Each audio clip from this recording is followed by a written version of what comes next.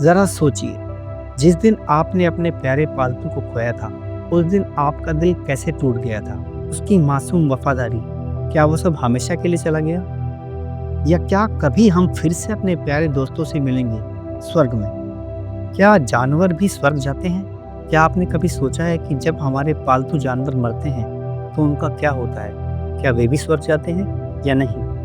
क्योंकि अक्सर हमें चर्च में पास्टर्स से सुनने को मिलता है कि कुत्ता अशुद्ध है, गंदा है, क्योंकि वह अपनी उल्टी खाता है। पर जब मैंने बाइबल को ध्यान से पढ़ा तो मैंने पाया, नीति वचन 26:11 में लिखा है, जैसे कुत्ता अपनी उल्टी पर लौट जाता है, वैसे ही मूर्ख अपनी मूर्खता को दोहराते हैं। यहाँ कुत्ते को एक प्रतीक, एक मेटाफर के रूप में इस्तेमाल किया गया है। इसका मतलब ये नहीं है कि कुत्ता अशुद्ध या गंदा है, बल्कि यह एक तुलना है कि जैसे कुत्ता अपनी उल्टी पर लौटता है, वैसे ही मूर्ख अपनी गलतियों को बार बार दोहराता है। हम इंसान हैं, इसलिए हमारा दिमाग हर चीज़ को शारीरिक तराजू में परखता है। वैसे बात केवल कुत्ते की नहीं, हम यहाँ सारे जानवरों की बात कर रहे हैं। अगर हम बाइबल को ध्यान से पढ़ें तो हम देखते हैं कि जानवर भी हमारी तरह परमेश्वर की सृष्टि का हिस्सा हैं। उन्हें भी मनुष्य के साथ ही रचा गया था।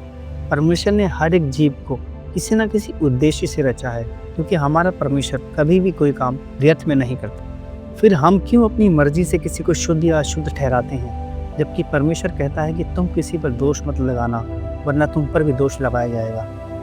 अगर आप उत्पत्ति की पुस्तक 1:24 और 25 पढ़ते हैं तो वहाँ लिखा है, तब परमेश्वर ने पृथ्वी के पशु उनकी जाति के अनुसार और घरेलू पशु उनकी जाति के अनुसार और पृथ्वी के सब रेंगने वाले जीव और उनकी जाति के अनुसार बनाए, और परमेश्वर ने देखा कि यह अच्छा है। परमेश्वर ने शुद्ध और अशुद्ध जानवर के बारे में बाइबल में साफ साफ लिखा है। अगर आप लेवी व्यवस्था 11:2-4 पढ़ते हैं, वहाँ पे परमेश्वर कहता है, इस्राएलियों से कहो, यह वे जीव जंतु हैं जिन्हें तुम पृथ्वी के सब जंतुओं में खा सकते हो। जो भी जंतु खुर फटे हुए हों और जुगाली करते हों, वो तुम खा सकते हो, परंतु ऊंट, शापान, खरगोश, ये सब जुगाली तो करते हैं, परंतु खुर फटे हुए नहीं होते, ये तुम्हारे लिए अशुद्ध हैं। आगे परमेश्वर ने लेवी व्यवस्था के 11:7-8 में बताया है कि सूअर का खुर तो फटा हुआ है और वह 2 खुर वाला है, परंतु वह जुगाली नहीं करता, वह तुम्हारे लिए अशुद्ध है। उसके मांस को न खाना, उसकी लोथ को न छूना, वह तुम्हारे लिए अशुद्ध है। खाने के लिए परमेश्वर ने जानवर को शुद्ध और अशुद्ध तो बताया है, मगर उसके अनुसार खाने के अलावा कोई और कारण नहीं जिसकी वजह से हम किसी जानवर को शुद्ध या अशुद्ध ठहराए। यहाँ तक कि उसने सांप को भी धूर्त कहा, मगर अशुद्ध नहीं कहा। जरा सोचिए, परमेश्वर ने आदम और हव्वा को केवल खाने पीने के लिए नहीं बनाया था, बल्कि पूरी सृष्टि की देखरेख और उसकी जिम्मेदारी भी उनके हाथों में थी, और जानवर भी इस सृष्टि का हिस्सा है।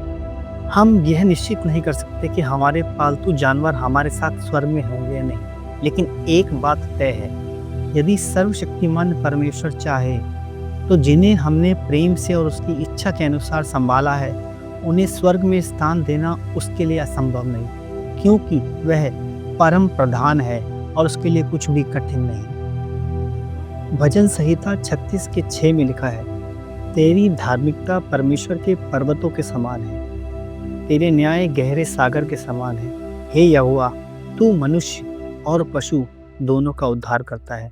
यशायाह 11:6 में लिखा है, भेड़िया मेमने के संग रहेगा और चीता बकरी के बच्चे के साथ पड़ेगा। बछड़ा और जवान सिंह और पाला हुआ बछड़ा साथ साथ रहेंगे, और एक छोटा बच्चा उनका अगुवा होगा। परमेश्वर चाहता है कि हम उसकी बनाई सृष्टि में मिलजुल कर रहें और इस दुनिया के विकास और देखभाल में सहभागी बने। यशायाह में परमेश्वर को जो वादा है, आज कई दूसरे धर्म के लोग उसे राम राज्य कहते हैं, लेकिन हमारा परमेश्वर हमें कितने सरल तरीके से समझाता है कि तू इस सृष्टि का अभिन्न हिस्सा है। आमीन।